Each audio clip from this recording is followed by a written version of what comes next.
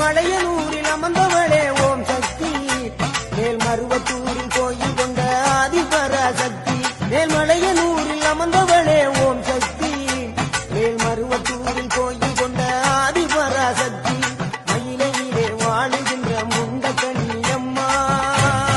மாங்காடு தனி வாழும் காமாட்சி அம்மா